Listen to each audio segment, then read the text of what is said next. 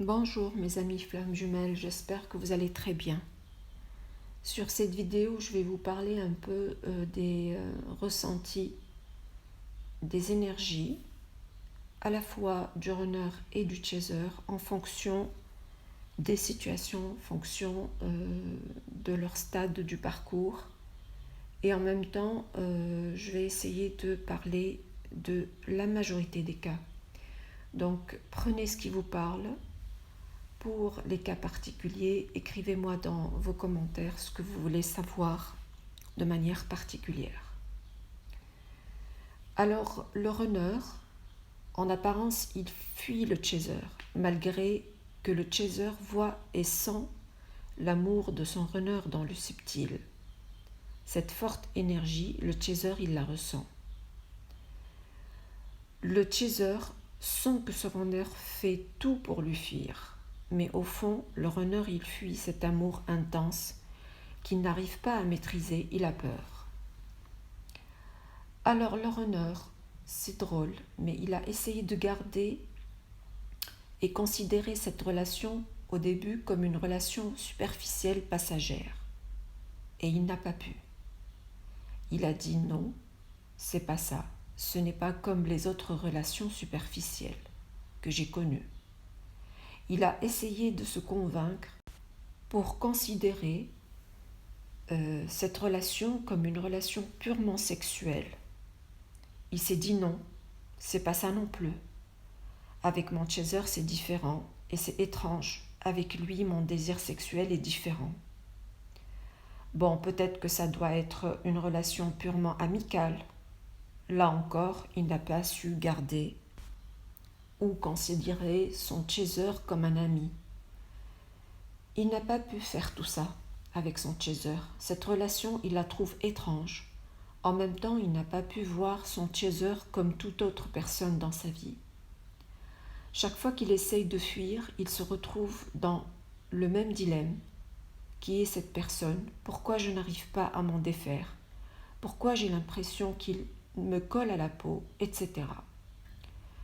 Le chaser, face au comportement de son runner, se pose toujours des questions auxquelles il ne trouve pas de réponse logique. Pourquoi ces réactions sont excessives? Trop de silence, trop d'indifférence, trop de jalousie, etc. Pourquoi seulement avec moi? Pourquoi tant de contradictions? Pourquoi il me fait sentir qu'il est là par des moyens indirects? Et d'un autre côté, son comportement est tout à fait contraire, c'est-à-dire fuite et blocage. Le runner, quand il fuit son chaser, ça ne veut pas dire toujours qu'il est en train de vivre sa vie. Cette fuite peut se faire soit vers la malbouffe, soit vers une hypersomnie par exemple, soit vers certaines addictions, soit vers une dépression profonde. Cette dépression profonde va se faire vivre va le faire vivre dans sa nuit noire de l'âme, qui peut durer, selon les cas, de quelques mois, 1 an, voire plus. Il y a même des runners qui disparaissent complètement de la circulation avec un long silence horrible et pénible, qui en quelque sorte tue, entre guillemets bien sûr, sur le plan émotionnel le chaser, qui ne comprend pas ce qui se passe. En ce moment même, le chaser peut ressentir tout cela de manière indirecte, en ayant l'impression qu'il est fatigué, triste, ennuyé, avec même des manifestations indirectes physiques, comme des problèmes soudains d'appétit, de problèmes cutanés, des douleurs diffuses dans le corps, des crises de pleurs sans raison, etc. Tous ces signes te prouvent que ton runner silencieux vit dans sa nuit noire de l'âme, car il aura épuisé tous les moyens pour fuir le lien sans résultat. Et en même temps, ne trouve pas d'explication à ce qui lui arrive et encore plus, pas de solution concrète pour s'en sortir. Le chaser en parallèle devient de plus en plus conscient, fait plus confiance à l'univers et réagit de mieux en mieux face aux situations difficiles et même face au comportement encore dysfonctionnel de son runner. Le runner, pendant cette phase de nuit noire de l'âme, il est très peu réceptif, voire pas réceptif du tout, par rapport au message, du fait de son énergie et de son taux vibratoire bas. Par contre, ces messages se dirigent volontiers aux chasers, qui les captent facilement pendant cette phase et qui vont être d'une grande aide pour son cheminement et sa transformation.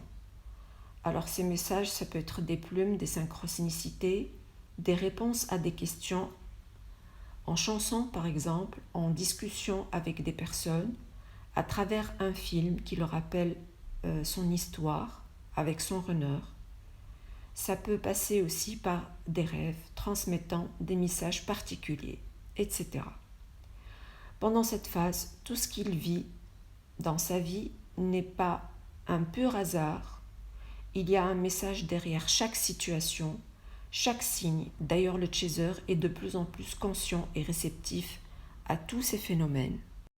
Pendant cette phase, le runner reçoit ces messages plutôt de manière indirecte à travers son chaser, à travers un échange de pensées entre eux, c'est-à-dire entre lui et son chaser. Pendant cette phase, le chaser doit être connecté davantage à la source ou au bon Dieu, ça dépend comment vous voulez l'appeler, en lui faisant confiance pour ne pas se mettre dans la tête et pour ne pas permettre à l'ego de lui faire croire que le runner s'est éloigné parce qu'il ne l'aime pas ou parce qu'il ne veut pas être dans cette relation. Parce que c'est une personne, par exemple, toxique, qui ne mérite pas cet amour, qu'il a été manipulateur, etc. En étant plutôt confiant, le chaser aide indirectement son runner. Le chaser, pour être souvent dans cette énergie, et je sais que c'est difficile, devrait pratiquer plus de méditation, des exercices physiques, de la prière, etc. Rester dans une énergie de gratitude, de compassion, de pardon, pour augmenter son taux vibratoire, pour avoir un impact positif sur le runner et son réveil. À ce stade, le chaser a un pouvoir de guérison incroyable par rapport à lui-même, par rapport à son runner et par rapport aux gens autour de lui. Sa mission, entre autres, est d'aider les gens, parfois rien que par une parole qui remonte le moral, par un sourire, par une aide quelconque qu'il procure. Des fois, chaque jour, sans qu'ils ne se rendent compte, ça peut être par exemple secourir un animal en détresse, alimenter ou aider une personne dans le besoin, etc. Alors toutes ces petites choses n'arrivent pas par hasard, car le hasard n'existe pas.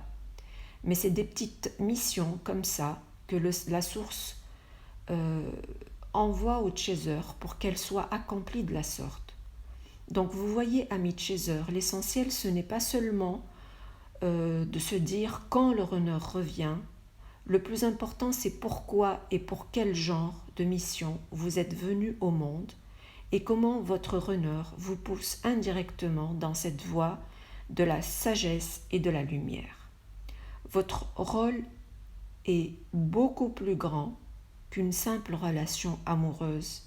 D'ailleurs, dans votre relation, c'est votre sagesse et votre lumière qui vont sortir indirectement votre runner de son ombre.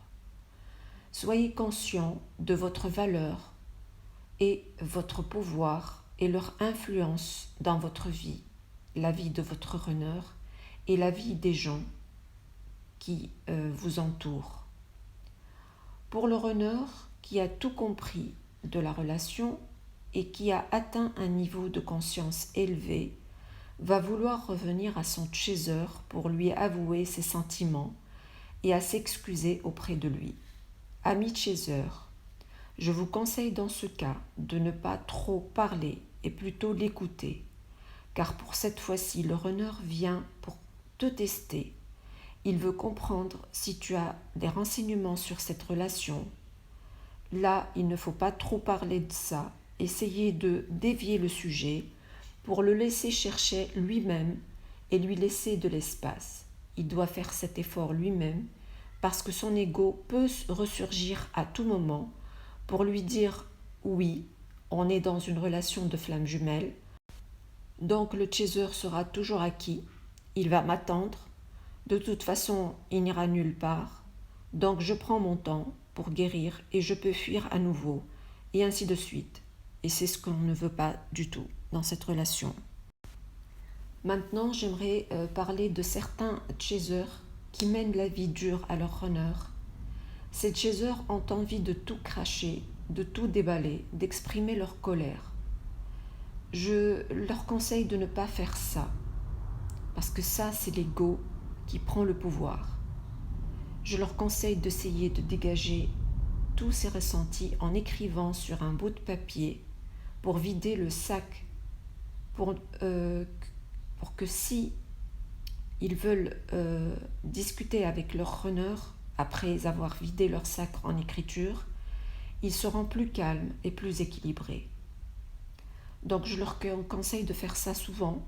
L'écriture est un bon moyen de vider l'esprit, un bon moyen d'être plus calme. Avec le temps, ces chasers vont atteindre l'équilibre souhaité et dont ils auront besoin pour cette relation. Voici mes amis flammes jumelles ce que j'avais à vous dire sur cette vidéo. J'espère qu'elle va vous aider dans votre cheminement. Essayez de liker cette vidéo et si vous êtes nouveau, essayez de vous abonner à ma chaîne. Et je vais vous dire à très bientôt dans une autre vidéo parlant d'autres thèmes. Merci et au revoir.